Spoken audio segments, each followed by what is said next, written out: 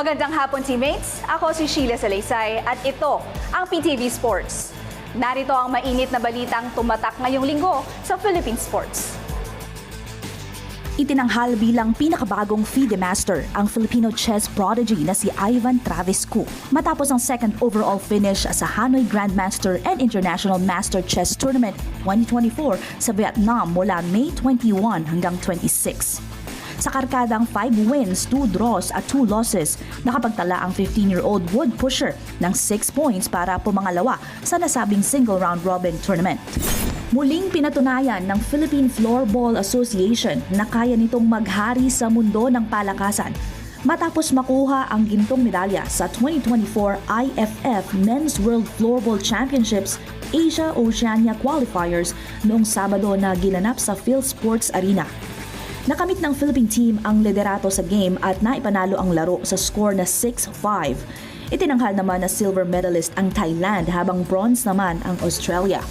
Nakuha rin ng bansa ang slot na makapaglaro sa 2024 Floorball Championships na gaganapin naman sa bansang Sweden ngayong buwan ng Disyembre.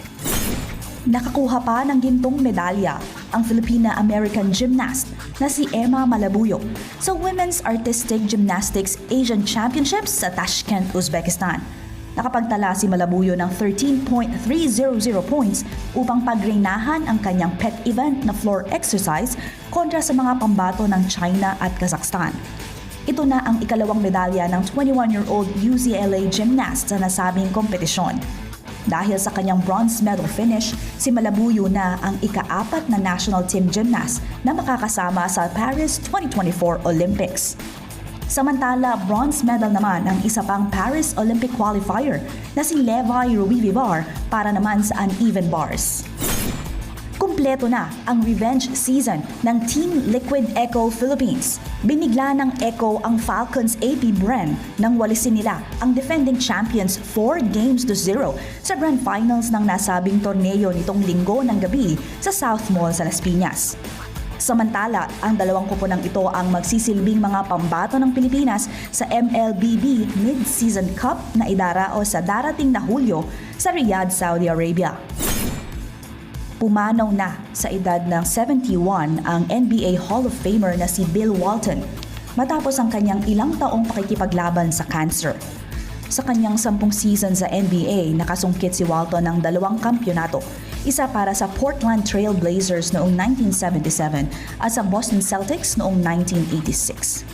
Itinanghal din si Walton bilang Most Valuable Player noong 1977 at napabilang sa NBA 50th at 75th Anniversary Team. Tiwala si Philippine Olympic Committee President Abraham Bambol Tolentino na madadagdagan pa ang kasalukuyang bilang ng delegado ng bansa na makakapaglaro sa Paris 2024 Olympics.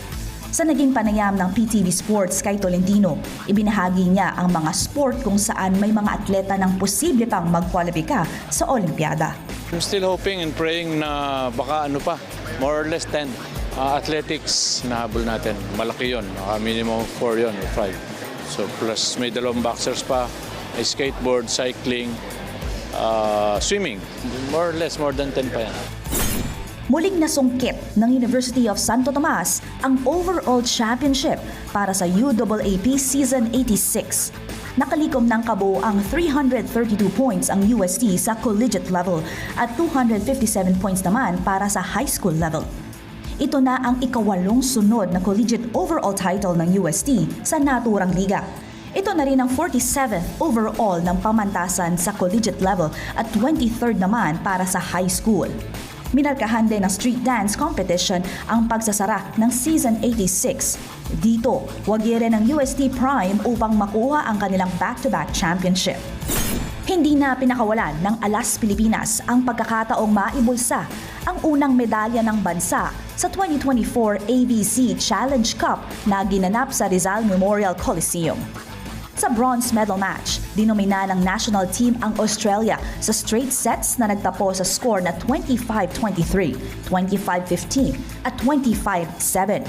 Itinanghal na Best Opposite Spiker si Canino at Best Setter Award naman ang nakuha ni Gia Morado de Guzman sa torneo. Sa June 7, lilipad ang Alas Pilipinas papuntang South Korea para sa Philippine-Korea Women's Volleyball Exhibition Game. Matapos tumapos sa ikapitong pwesto sa Ostrava Golden Spike sa Czech Republic, agad na bumawi ang Pinoy pole vaulter na si EJ Obiena sa Oslo Bislett Games matapos makasungkit ng silver medal. Sa pamamagitan ng 5.72 meters nakuha ni Obiena ang nasabing medalya kung saan nakatay nito si Emmanuel Carrales ng Greece. Nakuha ni Casey Lightfoot ng Amerika ang gintong medalya matapos talunin ang 5.82 meters. Susunod na sasabak si Obiena sa Stockholm, Sweden sa susunod na linggo bilang bahagi ng kanyang paghahanda para sa Paris Olympics. Abangan ang iba pang mga susunod nating balitang sports sa PTV News.